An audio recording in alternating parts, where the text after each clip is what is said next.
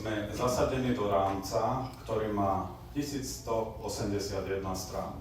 Ja som si dal tú robotu a odčítal som to a nepokladám to za celkom normálne, lebo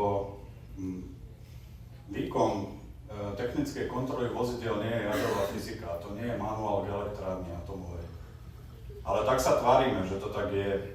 Tak ako sú konštrukčne postavené tie naše legislatívne podmienky, to vám potom neskôr povie doktor Ďurček po obede, tak sa niekedy až čudujeme.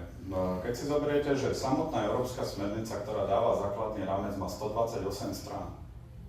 A my k tomu pripálime ďalších 1030 strán v podobe zákona, ktorý samotne má 249 strán a potom samozrejme vyhlášky, nehovoriac ešte o metodických pokynoch, tak si myslím, že keď to má technik, ktorý ide na skúšky toto všetko ovládať, keď čas toho má ovládať aj samotná oprávnená osoba, ktorá prevádzkuje tú STKčku, tak už tu mi je to čudné, že tam nie je niečo v poriadku.